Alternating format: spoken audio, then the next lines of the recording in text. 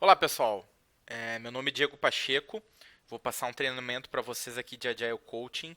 Isso é um condensado de 4 treinamentos que eu fiz entre o ano de 2011 até o ano de 2013. São 4 treinamentos que eu estou transformando em dois, três, dependendo do tamanho que ficar. Então vamos começar. Então é importante entender que o coaching ágil, né, o Agile Coaching, ele deriva das ideias de linha Agile. Então é muito importante tu estar baseado no manifesto ágil, tá? Então tu não tem como coachar, como ser coach de um time se esse teu time não segue esses princípios. Então é muito importante o coach estar seguindo isso. E às vezes a gente pode ter dúvidas e dificuldades que estão em questões básicas como, né, nos princípios do manifesto ágil. Então recomendo ler o manifesto de novo, recomendo ver se está seguindo esses princípios, né, se isso está acontecendo. Bom, além dos princípios, a gente tem que entender que desenvolver pessoas é uma coisa que leva bastante tempo, é a longo prazo, tá? Se a gente for ver, por exemplo, uma tartaruga marinha, pode viver acho que 100 anos, então por isso que tem essa foto dela aqui. E a gente tem que ter essa visão de que algumas coisas elas demoram. A gente tem atalhos, a gente tem coisas que a gente pode fazer e técnicas para ter resultados mais rápido, mas de uma forma geral a evolução das pessoas tem que ser vista como uma questão de longo prazo. É, Tem uma forma provocativa aqui para os coaches pensarem em que não existe aluno ruim, apenas professor ruim. Se a gente for ver aquele filme do Karate Kid, essa aqui é a última edição, né, com o Jackie Chan. E na verdade ele diz isso no filme, né, pro guri, pro filho do Will Smith. E eu acredito que na maioria das vezes é isso, tá? Porém, sim, existe os cenários de que tem alunos ruins e tem pessoas que não tem um perfil mais adequado para estar trabalhando com a gente. E aí é importante a gente fazer seleção, fazer contratar bem, ter certeza que a gente tem o cultural fit e o project fit para ter certeza que a gente está com as pessoas certas no projeto, para que depois é bem mais caro e bem mais demorado para endireitar esse tipo de coisas. Por isso que é muito importante ser bem transparente na contratação, que tipo de projeto que tu tem, que tipo de cliente que tu está trabalhando, até para te sentir que tipo de pessoa tu está lidando, e se elas estão afim ou não daquela jornada. Mas uma vez que tu fez isso, e isso está redondo, eu sei que muitas vezes esse não é o caso, tá? Muitas vezes a contratação não acontece redonda, mas uma vez que ela estando redonda, o coach deveria pensar, claro, existem exceções, né? Mas na maioria das vezes de que ele também tem que tomar cuidado com o que ele faz, porque ele também tem responsabilidade no que ele está ensinando os outros. Segundo, entender que a gente não faz um coaching puro, né? A gente trabalha com coaching mais mentoring e baseado muito em linha agile. Então, o nosso mentoring não é só de linha agile, mas também de tecnologia, também de cultura de produto, também de uma série de outras coisas de startup moderna, UX, Discovery, etc., BA. Então, a gente tem que entender que o nosso coaching não é só coaching, tá? Ele entra muito mentoring em cima. Depois a gente tem que entender que o coaching, na verdade, é fazer um arsenal de perguntas, né? Então, fazer pergunta é o trabalho do coach. Quanto mais pergunta a gente faz, mais a gente está fazendo o trabalho de coaching. Então, a gente tem que entender quando, quem, o que, por quê, como. Basicamente, não trabalhar com nada vago, né? Se a gente ouvir, por exemplo, algum lerado dizer, eu estou desmotivado. Desmotivado por quê? Como, o que, que o time está fazendo, o que, que tu está fazendo. E outra, não ser parte do problema, ser parte da solução. O que, que tu está fazendo para resolver isso? Quais são as coisas exatamente? Quais são as situações? Quais são os exemplos do dia a dia? E a gente tem que sair tudo no detalhe. Se a gente não buscar as coisas do detalhe, a gente não entende e pode acabar trabalhando num ambiente de picuinha, de fofoca, e não é essa a ideia. Então, para poder fazer o coaching da forma correta, a gente precisa entender profundamente as coisas, e o papel do coach é ficar fazendo perguntas, né, e ter um arsenal de perguntas para fazer as pessoas, às vezes elas mesmas têm as respostas, e outras vezes a gente pode ajudar a entender melhor o problema e ajudar elas com as respostas, tá? Porque o nosso coaching não é puro, é um coach com mentoring. Bom, depois também entender que a nossa ideia é de um líder tutor, né, que tem a ideia aquela do stewardship que os americanos têm, onde que a gente está cuidando, né, de uma pessoa ali, está cuidando dela, da carreira dela, está cuidando da evolução dela, mas ela tem a responsabilidade dela, né? diferente de um animal pet que talvez a gente tenha em casa ali, que ele depende mais da gente, a pessoa ela pode sair da empresa, ela pode pegar e trabalhar em outro lugar. Então, tem o nosso lado, mas tem o lado da pessoa. Então, é 50-50. A gente tem uma responsa, mas a pessoa não está livre dessa responsa também. Afinal, ela é uma profissional, ela está recebendo um salário para trabalhar ali. A gente tem que entender que, às vezes, um bom técnico ou um bom jogador não necessariamente dá um bom coach. A gente pode ver o exemplo do Maradona, né? O Maradona como jogador teve bastante sucesso, mas como coach não, né? E a Argentina, ele atuando como coach não ganhou nada. Então a gente tem que tomar cuidado que nem sempre um bom técnico tem que virar um coach, tá? E nem sempre os melhores coaches são melhores técnicos. Eu acredito muito que bons técnicos fazem bons coaches. É óbvio que o Maradona está aqui para provar o contrário disso, né? Mas pela aquela questão do mentor, né? Então, quanto mais tu conhecer tecnicamente, mais você conhece de tecnologia, mais conhece de design, de software, mais conhece de arquitetura, mais conhece de teste, mais conhece de produto, mais tu vai conseguir ajudar o time, né? Então, eu acredito que isso é uma fórmula boa. Óbvio que isso não quer dizer que um bom técnico faz um bom coach, né? Aí a gente tem que desenvolver esse skill, mas só uma coisa aqui para nos pensar. Outra coisa é o seguinte, muitas vezes, e na grande maioria das vezes, quando a gente pede para alguém fazer alguma coisa, ou quando a gente pressiona as pessoas para sair da zona de conforto, na verdade o que grita, o que dói é as limitações e o medo dessas pessoas. Então tem muito medo de fazer as coisas e tem muita limitação. Então o trabalho do coach, na verdade, é tirar as limitações, tirar o medo. Se a gente for ver no filme do Karate Kid, e por isso que aqui tem outra foto do filme do Karate Kid, ele faz isso diversas vezes, né? Então as pessoas têm coisas que elas acreditam que não é verdade e elas têm limitações e muitas vezes é por medo. É por medo. Então o trabalho do coach é ajudar a tirar esse medo. É óbvio que existe o papel da pessoa, por isso é importante a contradição ser bem redondinha, né? Mas isso aqui é uma coisa a ser muito trabalhada. O papel muito do coach é trabalhar junto com isso daí e mostrar para a pessoa que ela está com medo, que ela está agindo por medo, né? E isso tem que sair. Existe uma outra coisa interessante chamado Deliberate Practice, que é prática deliberada. Tem dois livros interessantes sobre isso, que é Talent is Overrated e The Talent Code. Esses dois livros recomendo para vocês, falam muito de que questionam esse negócio de que algumas pessoas nasceram com dom e na verdade diz que elas foram desenvolvidas para isso, né? E aí tem o caso do Tiger Woods, por exemplo, que sempre teve os melhores professores, começou a treinar desde os 4 anos de idade. Então, se fala muito de que com a prática correta a gente consegue atingir resultados melhores. Tem toda uma mística que diz que eu preciso de 10 mil horas em alguma coisa para ser profissional. Isso é verdade, né? A gente vê isso com voo, a gente vê isso com jogador, a gente vê isso com um monte de coisa. Só que assim, a gente tem que entender que não adianta eu gastar 10 mil horas chutando uma bola reto na parede, não vai fazer eu jogar que nem o Ronaldinho Gaúcho. Então, a prática por si só, se ela não for feita da forma correta, ela não funciona, ela não vai trazer resultado. Então, por isso que a gente precisa da prática deliberada, né? Que é a prática com aprendizado efetivo. Então, vocês podem dar uma olhada nesses livros aqui, eles são interessantes falando desse assunto, né? Porque praticar por praticar não adianta muito. A gente tem que saber como praticar e saber corrigir, saber o que está certo e está errado, né? Então, por isso, de novo, o coaching com mentoring. É importante também a gente entender que não tem como a pessoa crescer sem a dor do aprendizado, isso é fato, né? Então, isso tem que tirar a pessoa da zona de conforto para fazer isso. E para isso tu tem que dar desafios para a pessoa, tu tem que dar autonomia, né? E com isso ela vai ter o crescimento e aprendizado. Mas isso não é da noite para o dia, né? Então isso leva um tempo, mas a pessoa também tem que estar afim de querer fazer e também tem que ajudar, né? Senão não tem como, tá? Vamos se adiante. Outra coisa muito importante é o time ter orgulho do trabalho, do que faz. E aí o coach pode ajudar muito isso, nas pessoas terem orgulho, as pessoas gostarem do que elas fazem. Tá? Isso aí vai fazer uma grande diferença.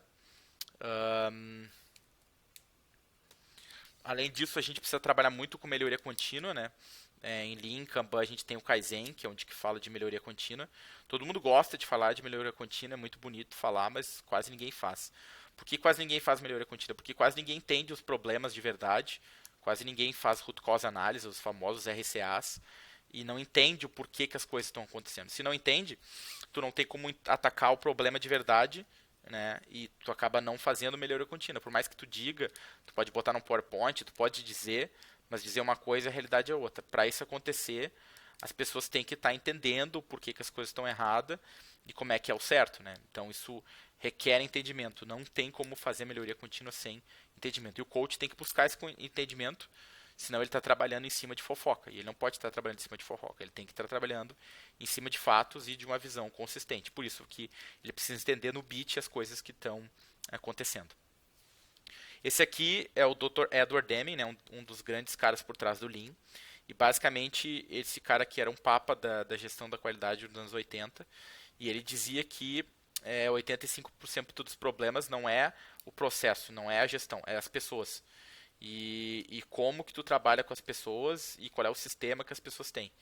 Então, a premissa dele é que as pessoas não são ruins, e eu também acho que não são, porque as que são a gente demite elas. E isso é bem normal numa empresa, tá? A empresa ela realmente demite pessoas que não têm boa performance ou que não estão de acordo, e isso é totalmente normal, toda empresa faz isso, né? Então, a partir da ideia de que tu tá com as pessoas certas, senão tu teria demitido, basicamente o que tu faz é entender que o problema não é que elas são burras, o problema é alguma outra coisa no sistema, e tu precisa entender isso daí e dar visibilidade disso daí para daí conseguir resolver. E o Kanban é todo sobre isso. É todo sobre o princípio de tu dar visibilidade do que está acontecendo, achar o furo e aí tapar esse furo. Tá? E aí o Deming, ele é um cara bem humanista e ele acredita muito nas pessoas. Grande da minha crença nas pessoas também vem por causa do Deming, vem por causa dos livros do Deming que eu li, dos vídeos dele que eu vi. Eu estudei sempre bastante o Deming e ele acreditava muito nisso, que o grande problema da gestão era que os gerentes muitas vezes não entendem o que está sendo feito, entendeu? E culpam as pessoas. E o Deming acredita numa visão diferente, né? Ele é mais humanista nesse sentido.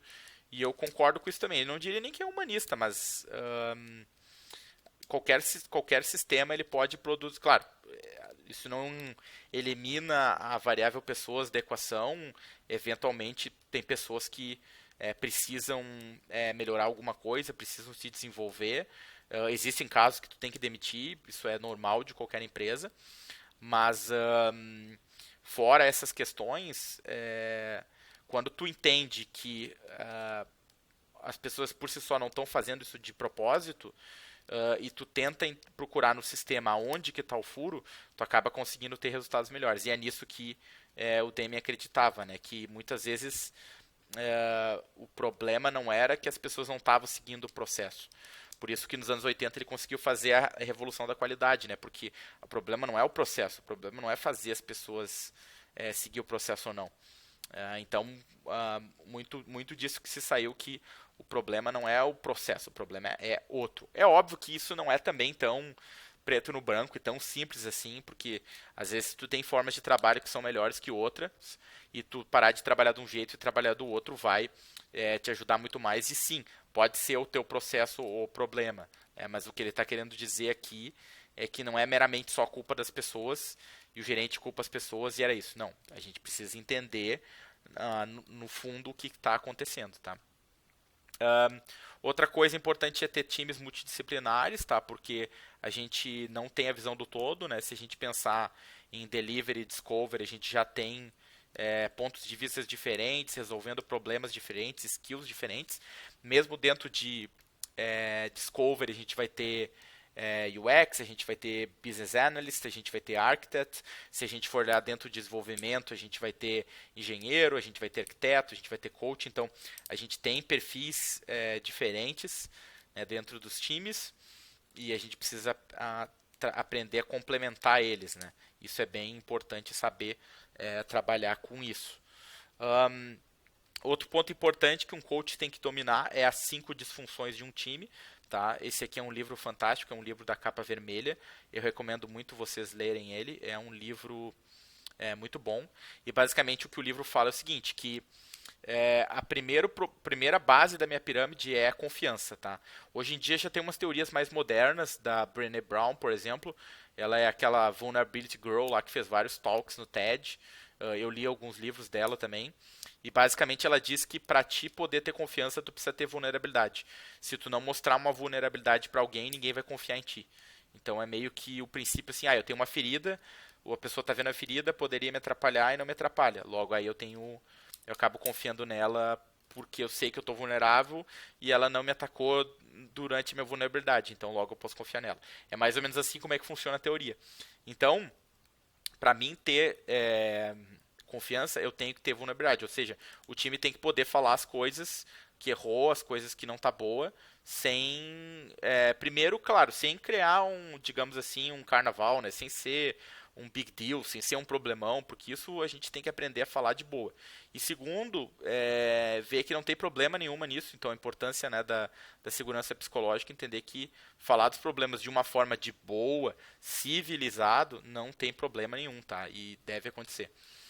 Além disso, quando eu não tenho essa confiança, eu não consigo ir para o próximo nível, que é medo de conflito. Então, assim, eu não posso ter medo de conflito, eu tenho que poder fazer conflito de ideias de uma boa. Mas, de novo, conflito de ideias não é fazer um carnaval, fazer um quebra-pau, entendeu? Fazer uma tempestade no copo d'água, botar muita energia para uma coisa simples.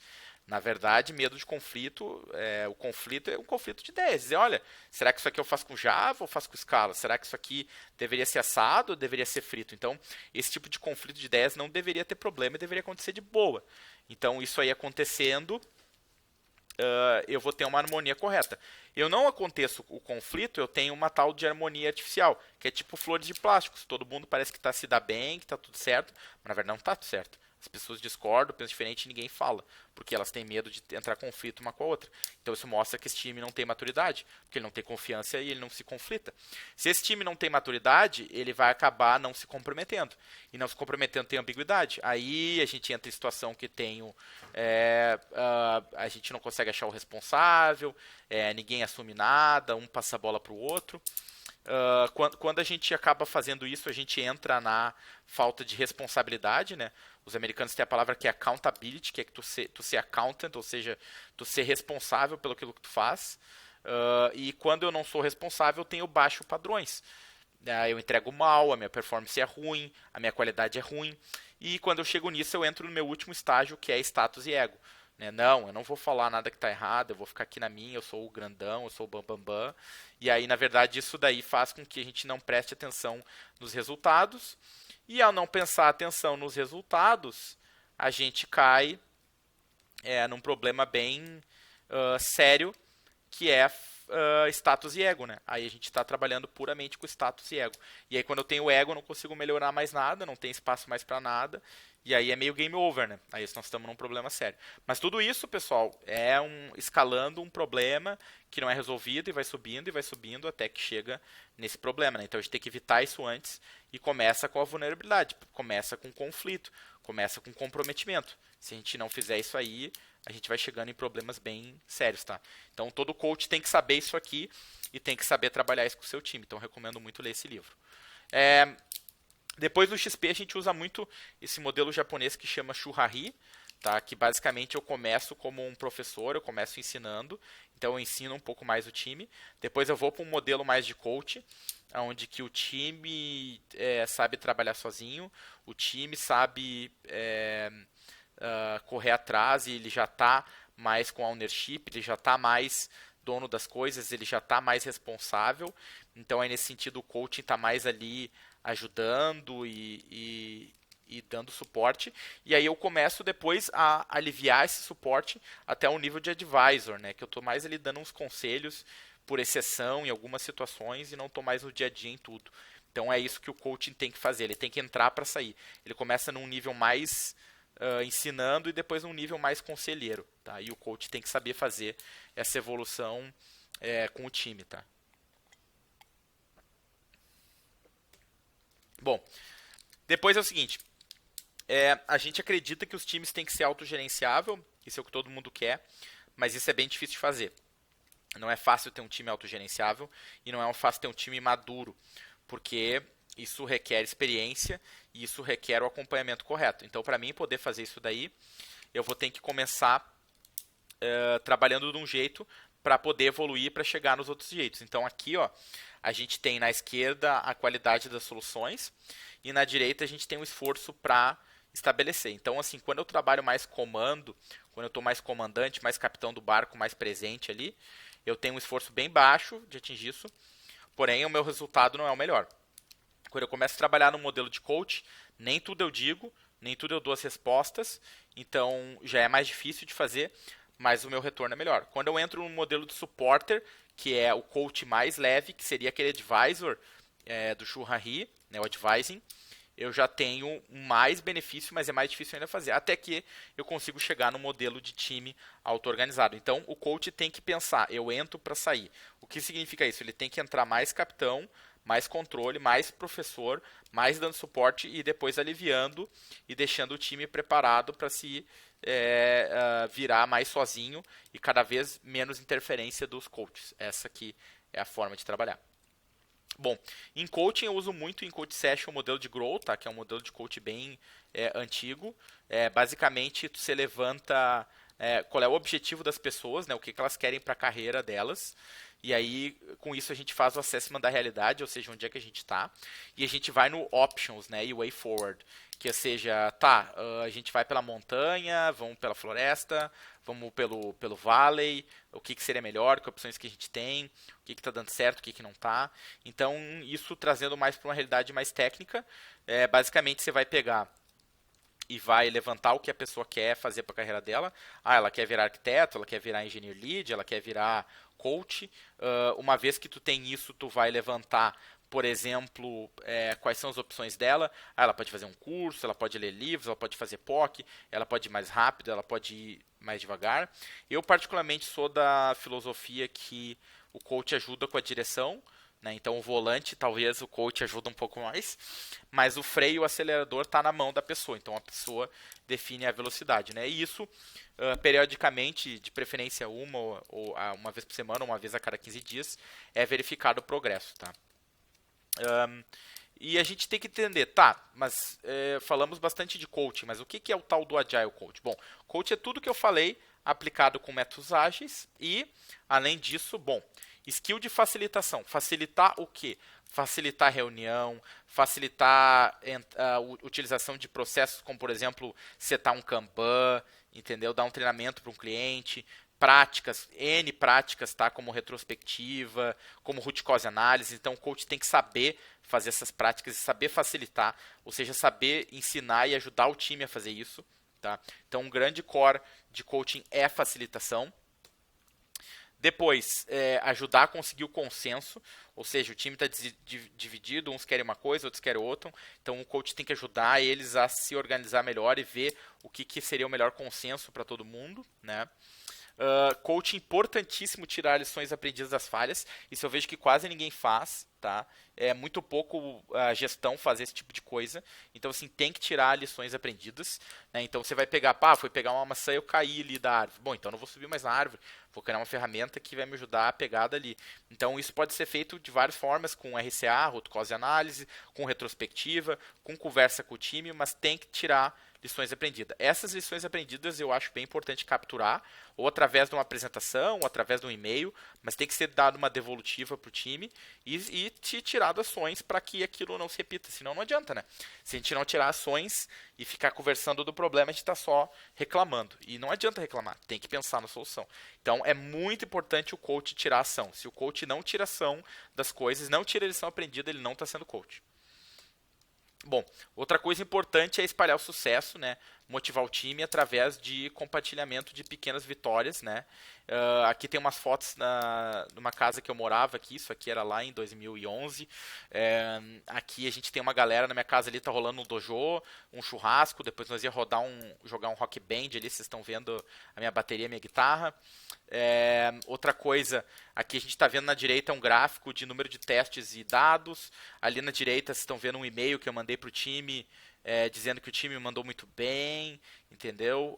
Ali na esquerda a gente vê postagens no Twitter, né, postagens em redes sociais com a galera bebendo, comemorando. A gente vê uma parede que eu tinha num projeto cheio de coisas de design, Kanban, gráficos, então timeline de retrospectiva.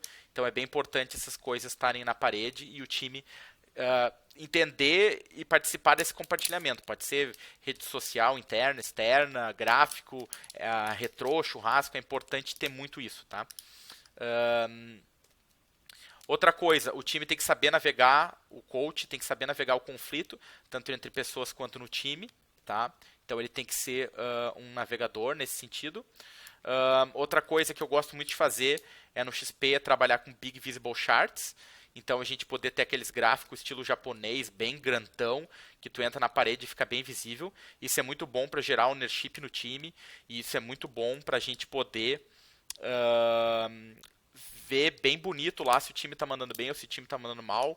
Então normalmente se bota na parede, por exemplo, o papel de tracker, quem é o próximo a marcar demo, quem é o próximo para marcar plane ou retrô, entendeu? E aí tu pode ter uma fotinho que vai trocando o tracker, os agreements do time, o número de testes que o time está fazendo, os gráficos do XP, os burnout, burndowns, etc. Tá? Então, burn up, quer dizer. Então, esse tipo de coisa que se coloca na parede normalmente. Isso aqui é de um projeto que eu tinha em 2010.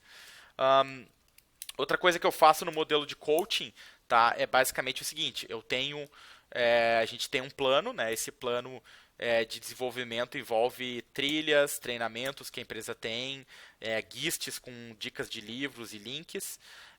A gente tem um acompanhamento através das coach sessions, do dia a dia, fazendo 360, que pode ser feito por quarters, confraria dos coaches, retrospectivas, confraria pode ser também o chamado de Communities of Practices, tá?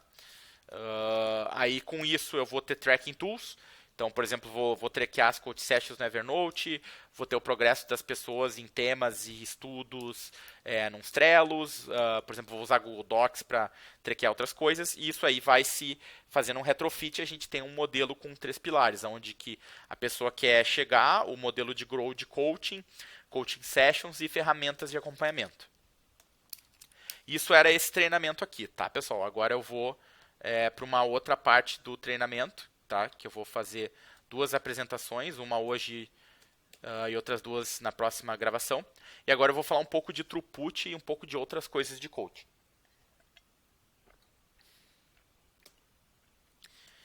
Então, a avaliação de coach é uma coisa sempre complicada, tá? Tem que ser levado em consideração o time, mas tem que ser levado em consideração o coach também, tá? Então isso não é uma coisa muito simples, porque muitas vezes o coach não entende por que ele está numa posição ou por que alguma coisa está acontecendo. No dia a dia, muitas vezes a gente pode acabar tendo uma correria grande e estar preocupado com release, entrega.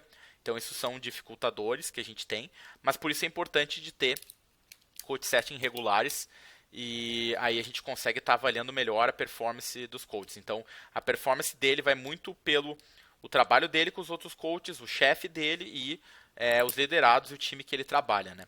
Então, a melhor forma é recebendo feedback. A gente só tem que tomar cuidado que às vezes o feedback ele é uma armadilha, tá?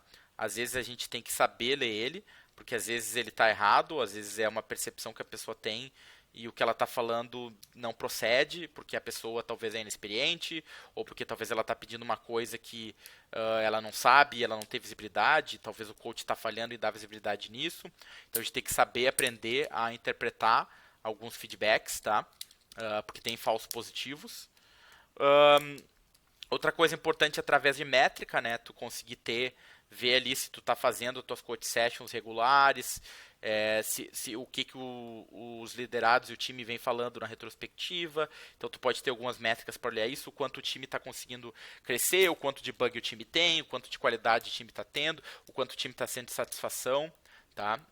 Entrando em partes específicas, nós podemos avaliar métricas. Tá? Então o coach pode fazer a cada retrô avaliar métrica a métrica. Então, por exemplo, prática a prática. Então, imagina que tem uma série de práticas como a própria retrospectiva, code review, business review, design session, e assim vai. E aí na retro pode ser avaliado uma por uma, né? Pode ser plotado isso num gráfico e a gente vê o que está funcionando bem, o que não está, por quê. Outra coisa importante também é ver a frequência, né? Práticas que a gente faz pouco normalmente tendem a funcionar menos. Então, às vezes, a solução de algum problema é aumentar a frequência. Muitas vezes, as dores significam uma coisa que a pessoa não sabe fazer e não fez muito. Então, tu aumentar a frequência, muitas vezes melhora o resultado, né? Então, por exemplo, a pessoa nunca fez um treinamento, é a primeira vez que faz, é bem lento, tem muita dor. Então, a solução não é fazer menos, é fazer mais. Então, aumentar a frequência muitas vezes é a solução. Outro gráfico importante de ter, que é bem legal.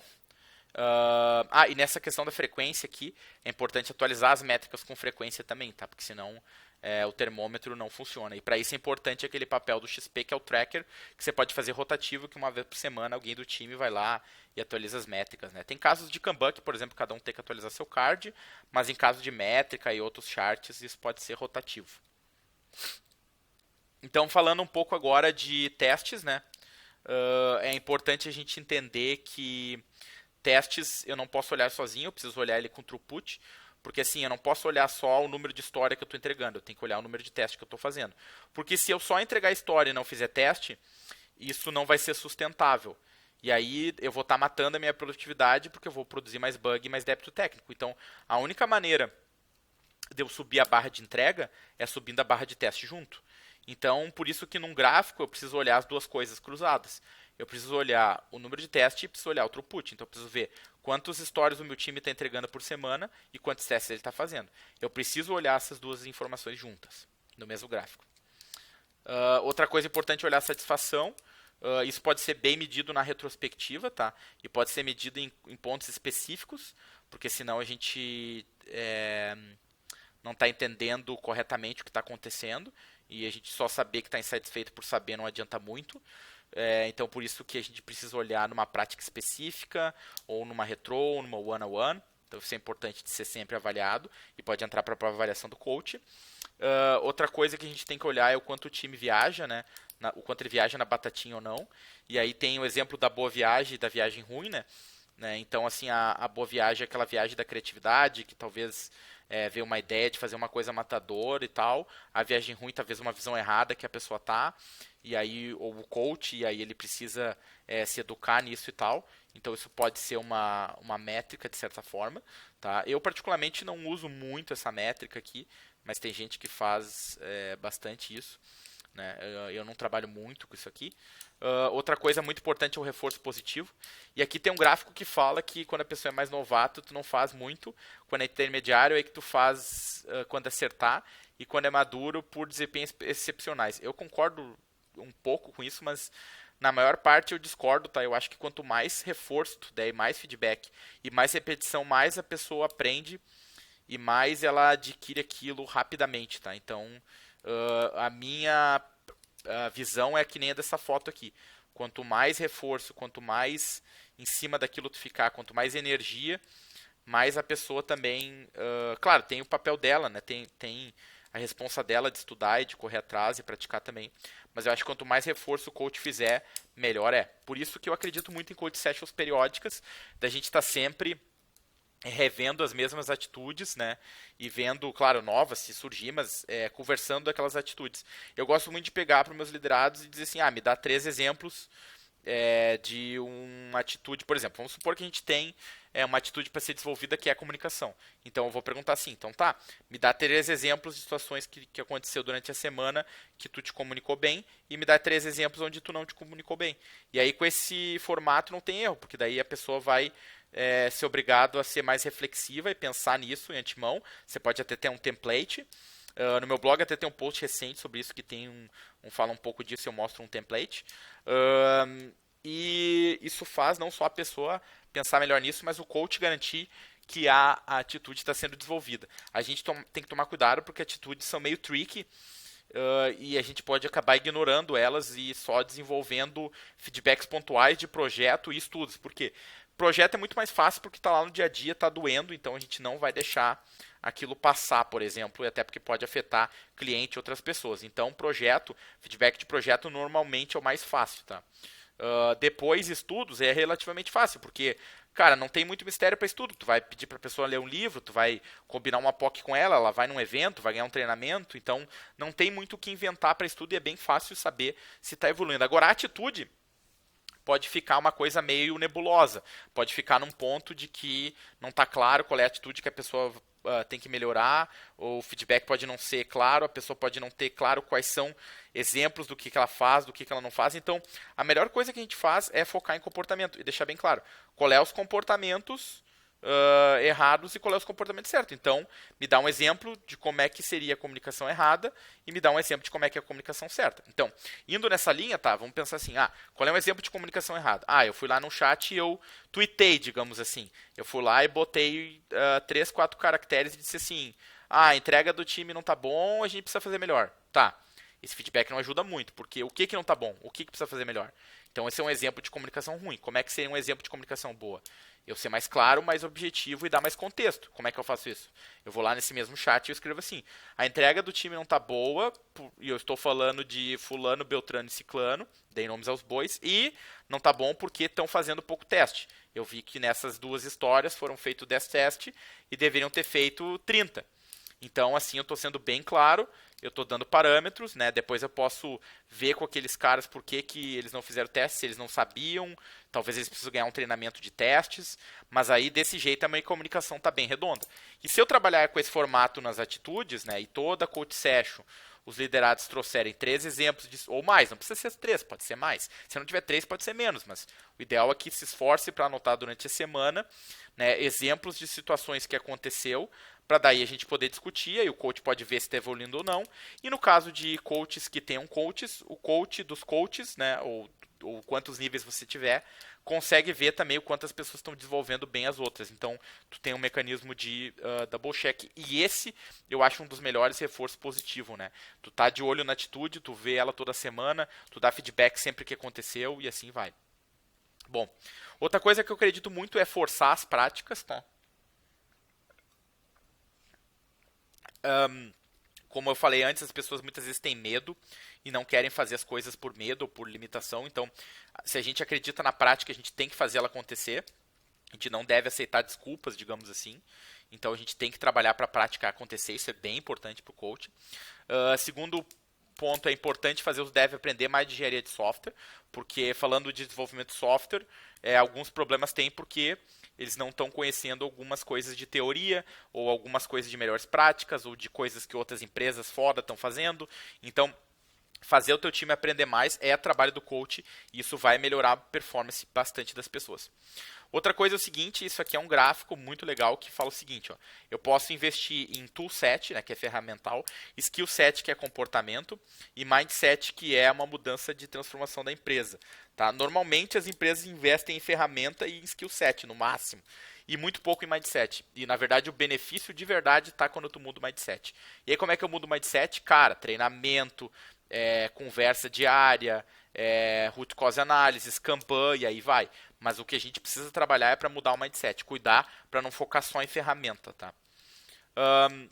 Às vezes a gente tem que tirar as pessoas da inércia, às vezes a gente entra numa inércia, talvez a pessoa fica sem estudar várias semanas, ou fica sem ler um livro várias semanas, ou não está estagnando, aí pode pedir alguma ajuda para um outro coach mais experiente, ou pode tentar conversar com a pessoa para ver o que faz, mas a gente tem que evitar a inércia, tá? Ficar muito tempo na mesma situação. E inércia não quer dizer completamente parado. Por exemplo, se eu estou estudando pouco, eu leio uma página por semana, por meses, teoricamente eu estou na inércia, porque a inércia, na verdade, não é estar parado, né? Tá na velocidade constante. Então eu preciso sair daquilo ali, sair daquela inércia.